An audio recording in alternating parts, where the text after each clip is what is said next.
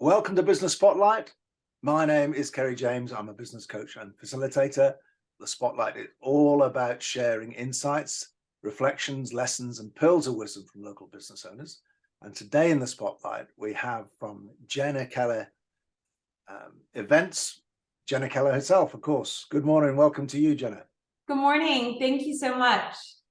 You are very welcome. You're the owner and an MD, of course, so there's a bit of a clue in the title, but please give us a bit of an overview. How long have you been in business with your events company, please? And what do you like to specialize in?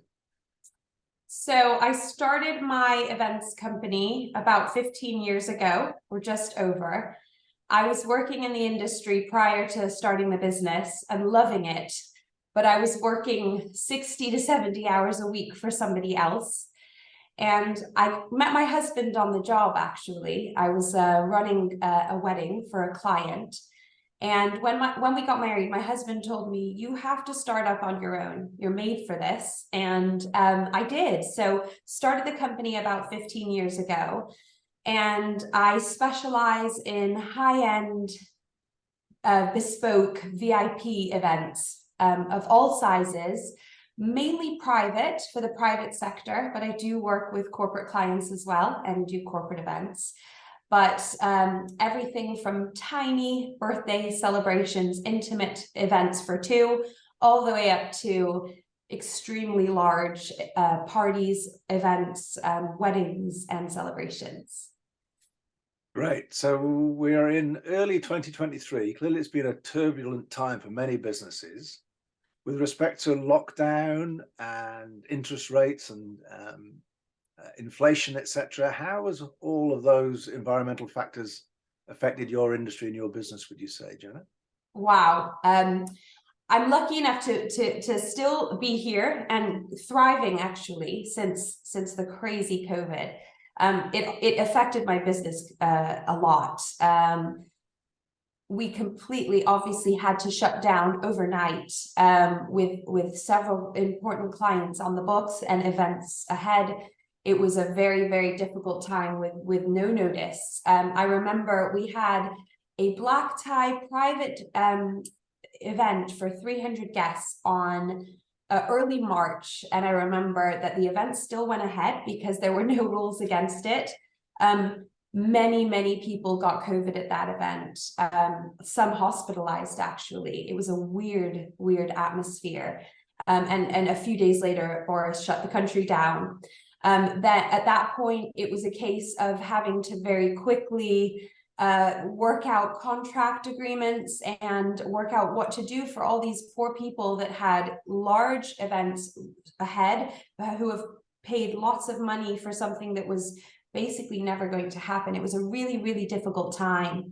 But the break was nice, actually, because it was a complete break for my company. Although I had employees that were still working for me, we literally, it was a fine line. I chose not to do any sort of virtual events because they just did not feel the same.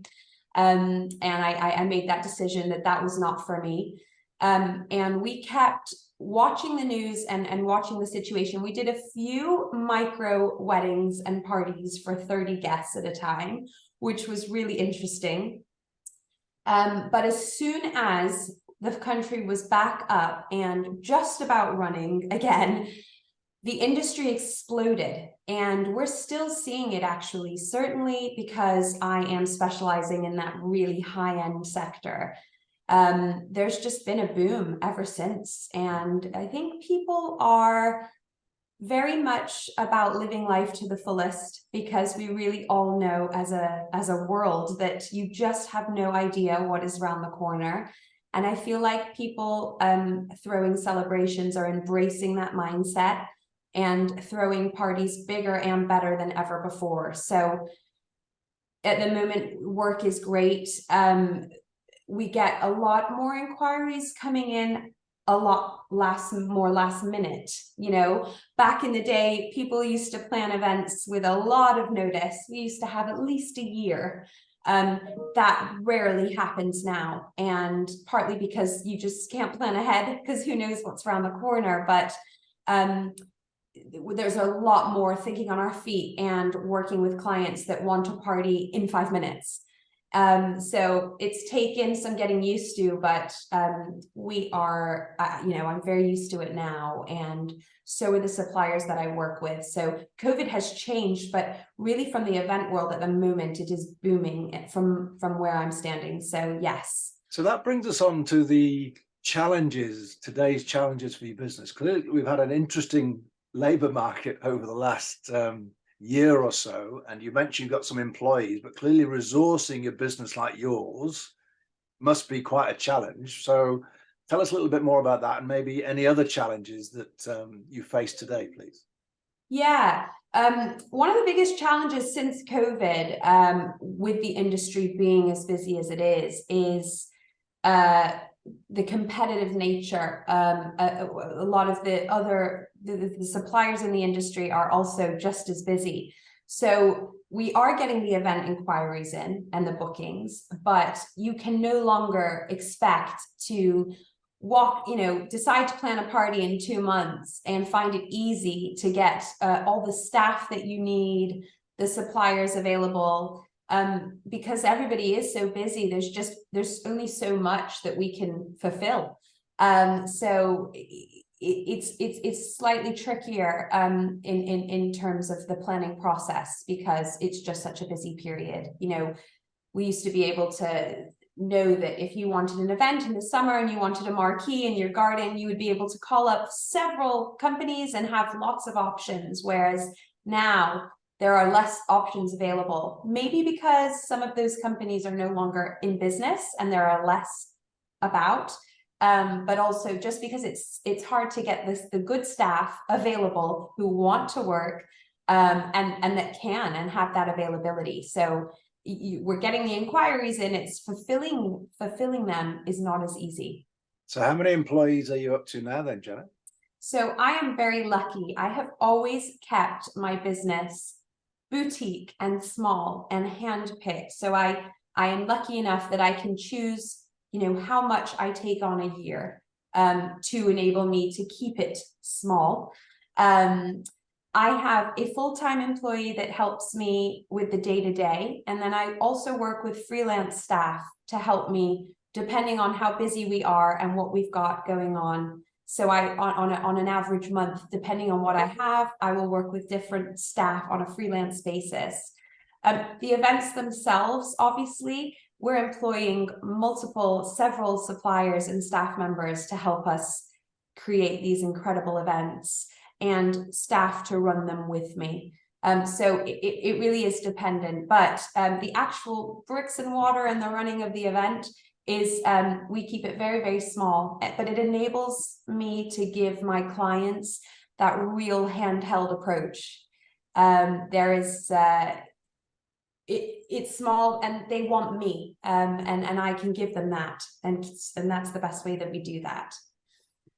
And what about aspirations for the business then? Where do you see yourself in, say, 5 years' time compared to where you are today, would you say, Jenna? So I've been lucky enough over the last, say, 4 or 5 years. I've started working in the football, Premier League football sector. I have quite a lot of footballers that use our services, and I love it because first of all, I'm a huge football fan myself. I grew up loving football. My family loves it too. So it's obviously a really exciting world. It takes a very special person to be able to plan their events.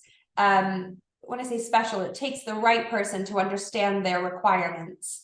And I'm hoping in the next 5 years to be able to continue to do more for the industry, the football industry. Those bookings come in very last minute. It's a very private world. When they're booking me for their private parties, they are looking for certainly an exclusivity. And I'm hoping to do more and to continue to grow into that sector. Very good. So what about moving on to lessons and reflections and learning? Since you started the business, what would you say are the top 2 or 3 lessons as a business owner that you would advice you would give to somebody starting a business today? Starting a business is amazing. Being able to work for yourself is great because it gives me flexibility. As I said before, having a little bit of taking on the events that I'm passionate about and that I know I can do great things for. Equally, it's only you. And there is, especially in this day and age, the challenges of the tech and having emails and WhatsApp groups come through at 2 o'clock in the morning. There is nobody else that you can rely on to meet expectations of clients. So my advice would be, there is no point being a business owner. There is no point at any time considering quitting, because that there's just not an option.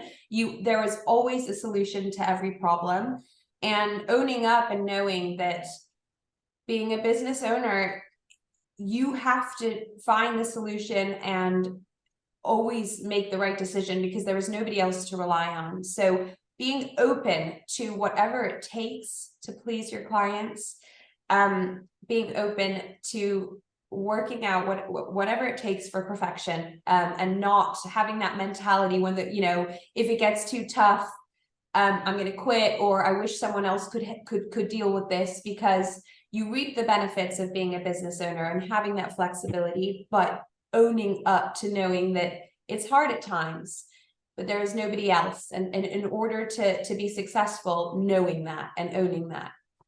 So resilience, ownership, and flexibility. Three great lessons. Absolutely. Very good. All right, Jenna. So final question, if I may then. Just in case there's somebody watching the Business Spotlight that is interested in talking to you further and the type of events you'd like to run or getting some advice, what might be a sensible next step, would you say? Yeah. Everything that I do is completely bespoke. I don't plan any two events the same. So please, if anybody is interested in finding out more, that maybe you're having a small office celebration, a big birthday party, a gala dinner, a wedding, send me an email. I am an open person, and please just send me an email, ask me any questions. I'd love to help, and quote, to help give you an incredible event. I feel very lucky to do this because I am planning some of the best moments in people's lives. I'd like to think some of the events that I put on are the things that you think about just as your life is coming to an end. These moments, these parties and celebrations they make up who you are. And so I feel very privileged, and so I don't take that for granted at all. So if you have anything that you want to discuss, please get in touch. Please email me. Great. Well, we'll put those links together with the videos from today then, Jenna. Thank you ever so much for your time and your input, and all the very best with your events company. Thank you so much. Take care.